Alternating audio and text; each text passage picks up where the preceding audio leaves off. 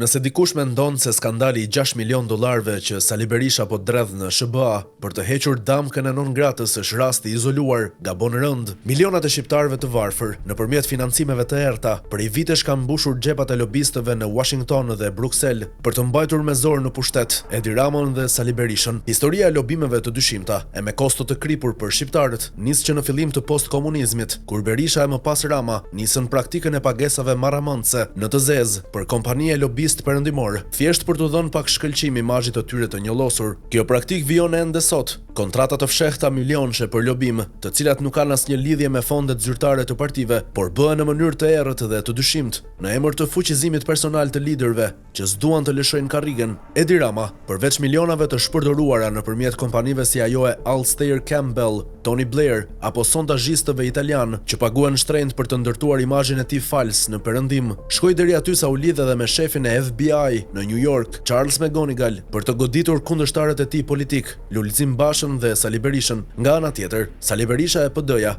kanë paguar prej dekadash miliona dollar për kompani si Podesta Group, PG&R apo Manafort, të gjitha me rezultate të dështuara për Shqipërinë dhe për shqiptarët, por gjithmonë të suksesshme për xhepat e këshilltarëve të dyshimt në Washington. Por skandali i fundit i Berishës është më shqetësues se të tjerët. 6 milion dollar për lobim janë një skandal jo vetëm financiar dhe moral, por shfaqen edhe një rrezik politik real, lidhjen direkte të Berishës me rrjetet e lobimit të Milorad Dodikut, presidentit famkeq serb të Bosnjës, i cili është i shpallur gjithashtu non grata nga SBA. Lajmi që Rudy Giuliani, ish avokati i Donald Trump, mund t'i bashkohet Berishës pasi u diskreditua me Dodikun në Bosnjë, ngre një pyetje akoma më të rëndë: cilët janë ata që i financojnë në hije lobimet e Berishës në SBA? A janë këto burime të njëjta që financojnë lobistët serb e rus, duke krijuar një front kundër interesave shqiptare? Lobimet e dështuara të politikanëve të tjerë shqiptar në Kosovë, Maltëzi apo Maqedoninë e Veriut, nga Bexhet Pacollit e Dritan Abazović, janë dëshmi se këto shuma astronomike shërbejnë vetëm për t'i bërë më të pasur lobistët dhe jo për t'i sjellë ndonjë të mirë popujve. Në Shqipëri situata është edhe më alarmante. Rama e Berisha, prej 30 vitesh, kanë krijuar një sistem pervers lobimi që nuk synon fuqizimin e partive, as hapjen e dyerve të perëndimit, por mbajtjen e tyre të përjetshme në pushtet